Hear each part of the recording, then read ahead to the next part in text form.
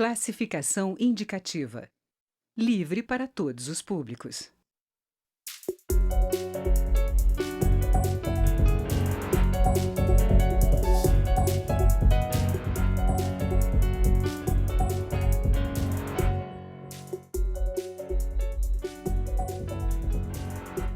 Olá!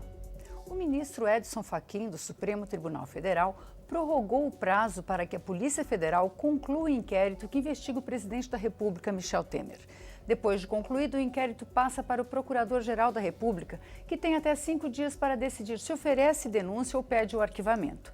Mas o PGR pode apresentar denúncia antes de o relatório da PF ser concluído. O Câmara Debate da Rádio da TV Câmara vai discutir quais as consequências desses passos com os deputados Beto Mansur, do PRB de São Paulo, vice-líder do governo na Câmara, e Rubem Pereira Júnior, do PCdoB do Maranhão, vice-líder de seu partido. Deputado Beto Mansur, qual a expectativa do senhor se esse pedido vier aqui para a Câmara? Primeiro, cumprimentar o Rubens, a você, a todos os telespectadores. A expectativa é de que a gente derrube a denúncia. Lógico que nós vamos aguardar qual é a denúncia da Procuradoria. Ela deverá vir para a Comissão de Constituição e Justiça. Logicamente que o presidente vai apresentar as suas razões. Finalmente, depois de tanto tiroteio aí, ele vai apresentar as suas razões. E depois de votado na CCJ, vai para o plenário. E a oposição vai precisar de trabalhar muito, porque vai precisar de 342 votos para aprovar essa denúncia, coisa que eu acho muito difícil. Deputado Rubens Pereira, como é que o senhor acha que a Câmara vai reagir diante de uma denúncia do presidente, de um pedido de autorização para processar o presidente da República? Olha, não é algo comum. O presidente da República tem uma certa imunidade. Ele não responde por nenhum processo por crime cometido, por exemplo, antes do mandato. E, durante o mandato, ele só responde por crime em função do exercício. Vou te dar um exemplo absurdo. Se o presidente da República para um carro e mete uma bala na cabeça de uma pessoa numa parada de ônibus, ele não responde por aquilo. A nossa Constituição prevê isso, essa imunidade ao presidente para ele poder exercer bem o seu cargo de presidente. Depois ele vai responder, fica suspenso durante o mandato. Exceto para crimes comuns cometidos durante o mandato. E é o que aparentemente se avizinha. Foi um crime cometido durante o mandato, em função do exercício do mandato, e é isso que tem que ser investigado. É muito ruim quando a gente mistura a pauta da política com a pauta da polícia, com a pauta do judiciário. São duas raias diferentes. O ideal é que cada coisa fique no seu campo específico. Nós não devemos confundir essa pauta política com a pauta jurídica. Por exemplo, eu vou me manifestar sobre a denúncia concretamente quando ela chegar, se ela chegar.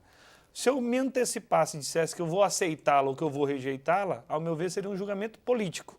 A autorização é uma decisão política da Câmara dos Deputados. Nesse caso, diferente do impeachment, nem vai para o Senado. Vai para o Supremo Tribunal Federal para jogar. Mas nós devemos fazer uma avaliação jurídica dentro de uma casa política. Então, o ideal é que nós tenhamos prudência, nem acobertar, nem defender, nem absolver sumariamente, tampouco condenar. A gente tem visto nos jornais nos últimos dias que tanto o presidente Temer quanto a base do seu governo acredita que isso deva ser um processo rápido, que isso não deve paralisar o governo, que o Congresso precisa votar aí as medidas que estão na pauta. O senhor acredita que esse deva ser um processo rápido dessa avaliação, deputado Beto Mansur? Eu acho que sim. E por que eu comento, fazendo até uma análise sobre o que o meu querido Rubens fala? Eu comento o seguinte, que nós vamos derrubar porque eu tenho conversado muito com o presidente da República.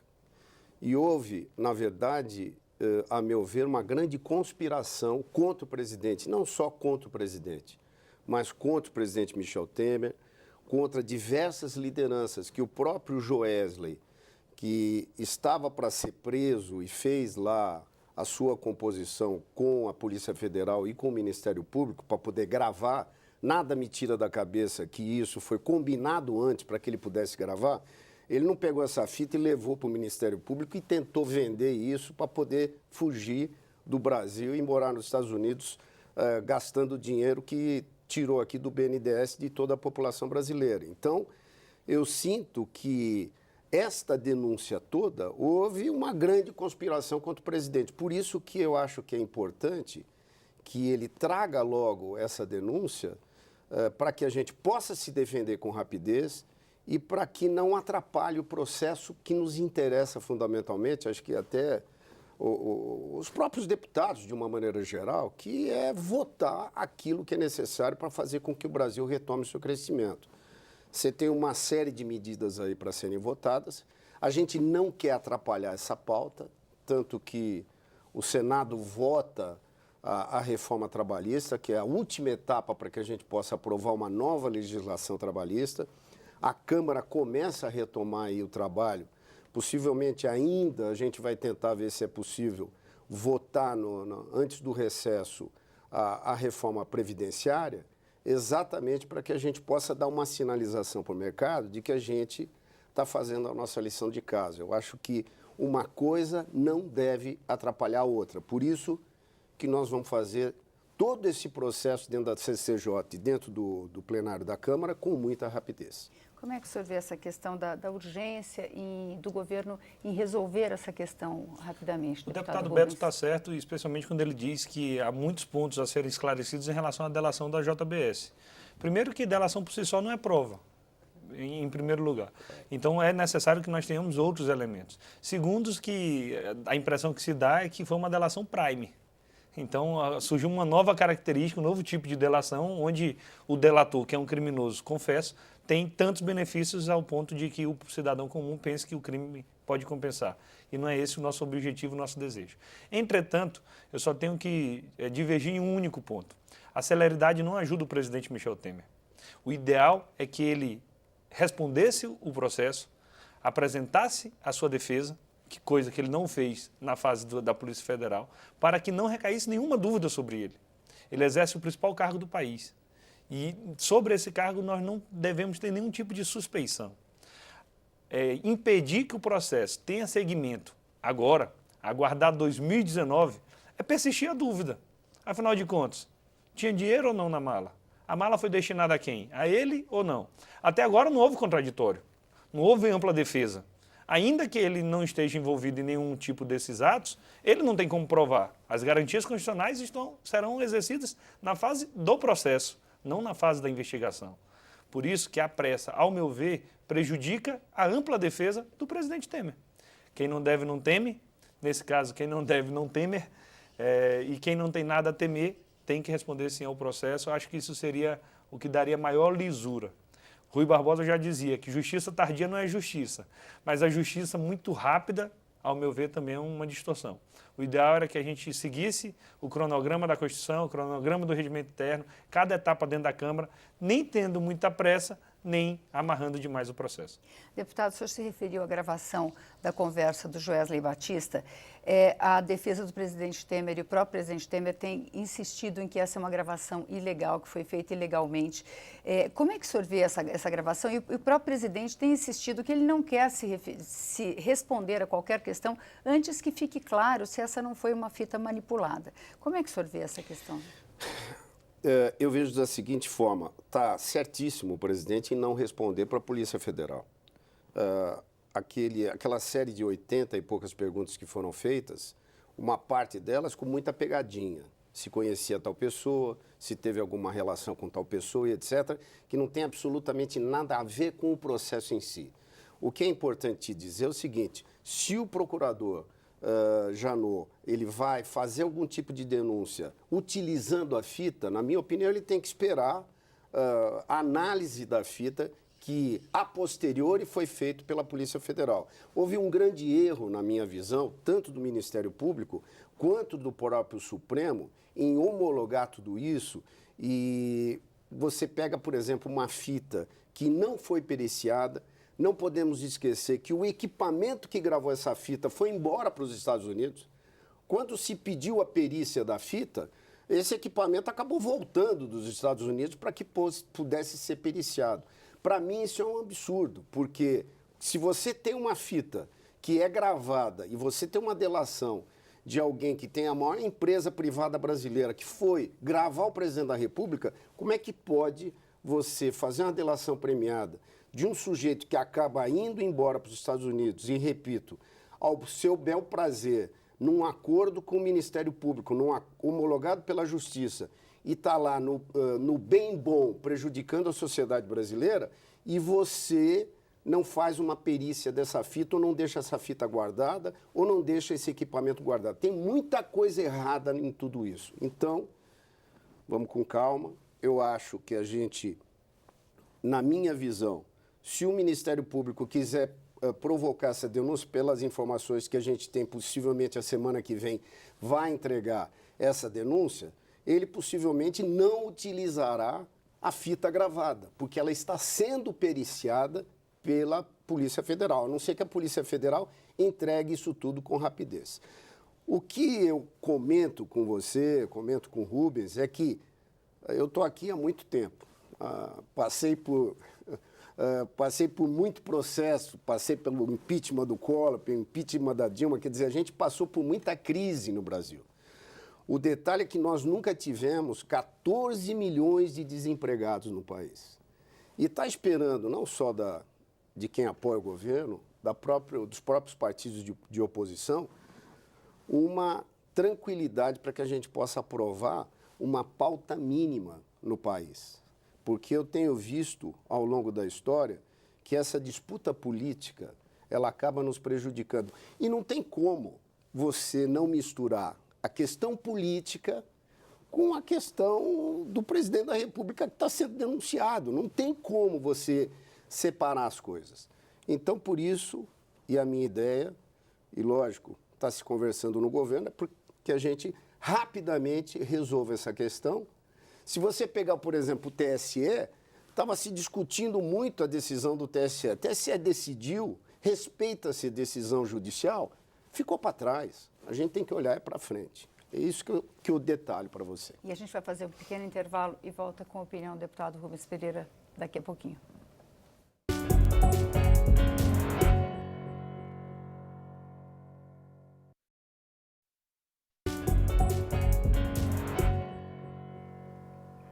O Câmara Debate está de volta. Hoje nós estamos discutindo uma possível denúncia contra o presidente Temer com os deputados Rubens Pereira Júnior, do PCdoB do Maranhão, e Beto Mansur, do PRB de São Paulo.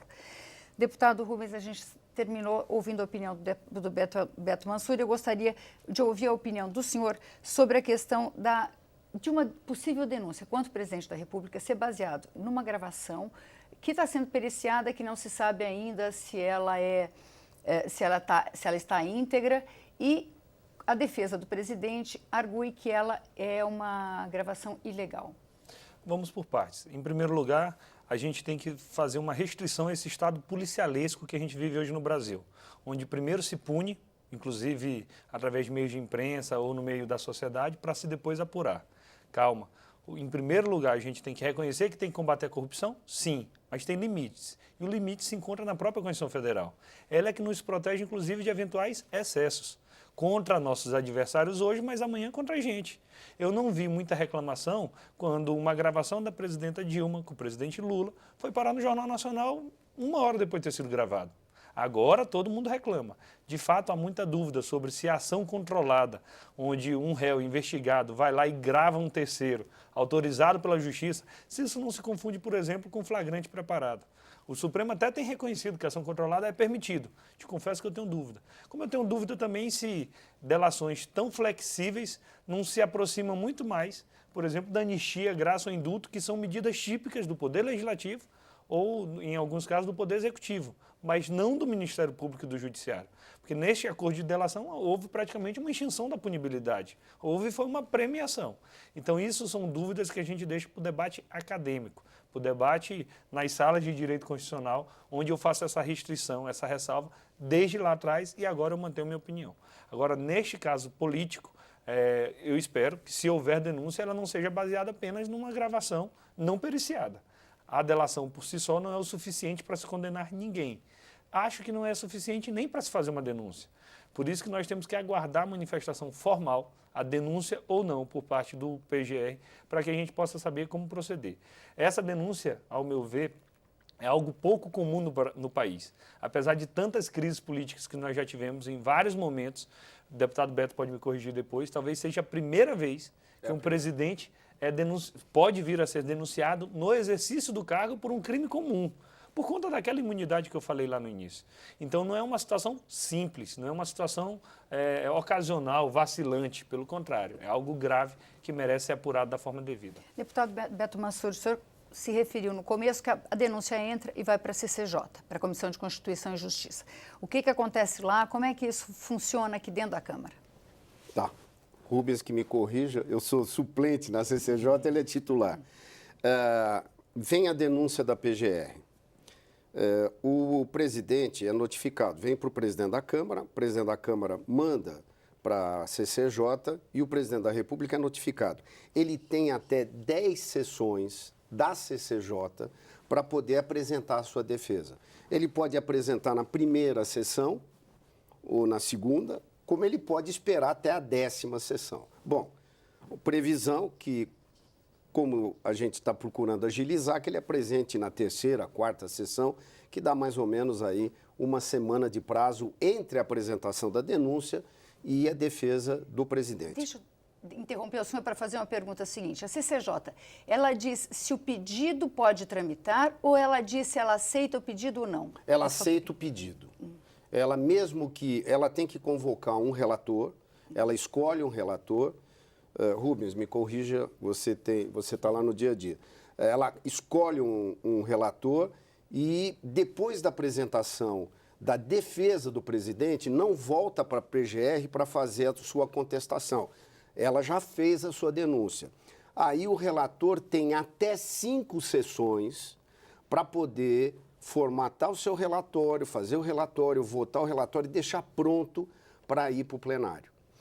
Depois disso, eventualmente até a 5ª sessão, eles podem votar eventualmente até a 4ª sessão, etc., mas no prazo limite ela entrega para o plenário.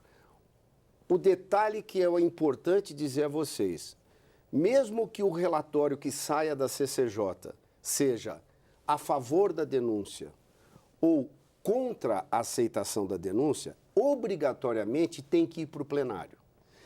E o plenário, ele vai precisar de um quórum, ou seja, um número de deputados que estejam registrando presença de 342 componentes no mínimo, para que não se corra o risco do presidente abrir uma sessão com 257 e colocar para votar. Não, ele precisa de, no mínimo, 342 deputados. E aí, quem for favorável à denúncia, mesmo que o relatório seja contrário, mas quem for favorável à denúncia tem que colocar 342 votos a favor da denúncia. Muita gente falando, o governo precisa de ter 171 votos, que é a diferença entre 513 e 342 dá 171 votos. O presidente não precisa, a base não precisa de 171 votos. Quem quiser formular e dar continuidade na denúncia precisa de 342 votos no plenário. Deputado Rubens, o Congresso passou há pouco mais de um ano por um processo de impeachment. É uma votação bastante desgastante, é um processo bastante desgastante. Como é que o senhor acha que vai ser essa tramitação aí? Só para a gente ter uma noção, a dupla vacância dos 2 cargos, presidente e vice, a dupla vacância não ocorre no Brasil, salvo o melhor juízo, desde Getúlio Vargas e Café Filho. Então, é muito tempo. Nós tivemos, inclusive, Jânio Quadros e João Goulart, mas não ocorreu a dupla vacância. É verdade. O segundo foi interrompido o mandato. Não foi uma dupla vacância, ou por impeachment, ou por renúncia, ou por morte. Então, é algo que não é comum. Em outros tempos, porém, uma crise política dessa era resolvida na bala ou na espada. Hoje, não mais. Hoje, as instituições funcionam, a gente tem a Constituição como parâmetro, e é isso que vai balizar a gente. Então, o deputado Beto, inclusive, foi assertivo, perfeito na definição do que vai acontecer na Câmara. A CCJ vai dar um parecer. Ela não é vinculativa ao plenário. O plenário é soberano.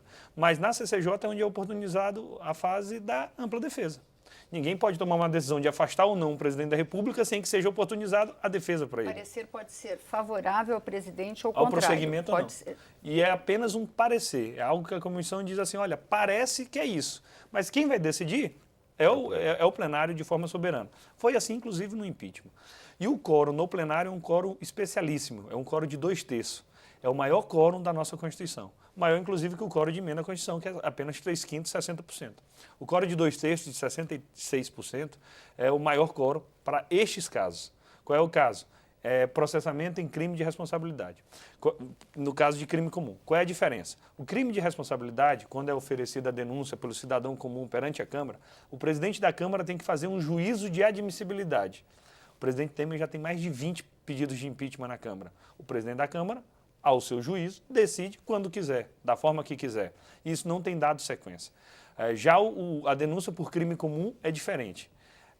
A denúncia apresentada, imediatamente o plenário tem que ser consultado, imediatamente seguindo o regimento, ou seja, 10 sessões para a CCJ, 5 sessões para parecer, para finalmente poder ir para o plenário com oportunidade de defesa a qualquer momento ao presidente. Se ele quiser vir falar na CCJ, se ele quiser vir falar no plenário, tudo isso está garantido, para depois ser julgado. No impeachment, quem julga é o Senado, nós tivemos isso com a presidenta Dilma. No crime comum, quem julga é o Supremo. Quem julga crime comum é o Supremo Tribunal Federal. A denúncia poderá ser recebida ou não no Supremo Tribunal Federal. A fase na Câmara dos Deputados é de autorização política, para evitar algum caso de conluio, de um conchavo, de uma tentativa de um atalho à Constituição. Foi o que, ao meu ver, aconteceu na época do impeachment da presidenta Dilma, onde havia, sim, uma arregimentação feita pelo presidente Eduardo Cunha com o vice-presidente Michel Temer. O tempo confirmou isso depois. O próprio Temer falou, se o PT tivesse votado a favor da cassação do Cunha, não teria tido impeachment. O objetivo dessa autorização política é evitar que isso aconteça, inclusive agora, em caso de processo por crime comum.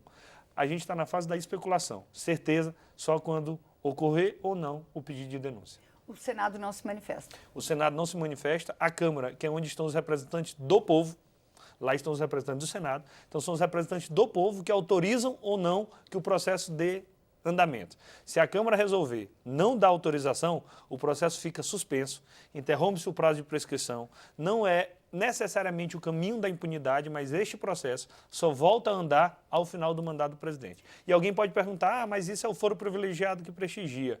Não, é uma preservação do mandato. Interromper o mandato presidencial é algo muito duro, muito grave. Por isso que o quórum é de 2/3. E aí registre-se, que nada disso deve ser feito de forma assodada. Não, só para não perder a oportunidade, o Rubens tocou num ponto interessante da sequência. Se numa eventualidade o plenário da Câmara, por maioria de 342 votos ou mais, aceitar a denúncia, quem vai decidir vai ser o Supremo. Vai ser enviada a denúncia. O presidente possivelmente tem um processo e etc. de afastamento, mas quem decide se dá continuidade no processo é o Supremo. Se não se conseguir os 342 votos, que a gente trabalha logicamente para isso, para encerrar isso, o processo fica dormindo até, eventualmente, depois do presidente completar o seu mandato. A gente tem só 1 minuto para terminar o programa, mas eu gostaria de saber dos senhores rapidamente, se caso ocorra o desfecho que os senhores acreditam que vai acontecer, cada um tem uma opinião provavelmente, o país resolve a questão e continua? Quer dizer, a gente pacifica, se esperava que isso acontecesse com o julgamento do TSE, agora vem essa nova questão. As coisas estão resolvidas, o país pode seguir em frente, deputado Beto Mansur? Nós temos pedras no caminho, tiramos a do TSE, resolvemos a questão da nossa relação com o PSDB, que é um partido importante para ficar na base, no dia, logo depois do TSE, e a gente tem a denúncia pela frente. O que nós não podemos, eu acho que o Rubens até concorda com isso, é que nós precisamos fazer com que a casa funcione. A Câmara e o Senado, a sociedade que está nos acompanhando espera isso. Então, a gente vai estar trabalhando, lógico que o presidente tem todo o interesse de se defender, porque ele finalmente vai se defender destas acusações, e a gente vai vencer isso tanto na CCJ quanto no plenário, mas, de alguma forma, as nossas reformas precisam ter continuidade. Deputado Rubens. O presidente Temer escapou da pauta eleitoral, sendo muito contestado, mas da pauta criminal agora que ele vai começar. O que o Brasil percebeu é que o Temer não é o Itamar Franco, não conseguiu fazer a transição, não conseguiu dar estabilidade. Ao meu ver, o Temer é um ex-presidente em exercício. Ele está com seus dias contados e é por isso que o PCdoB defende fora Temer. Muito obrigada, deputados. O Câmara Debate termina aqui. Você pode rever ou compartilhar este ou outros programas na nossa página, câmara.leg.br/Câmara Debate. Nós também estamos no YouTube. Obrigada pela audiência e até a próxima.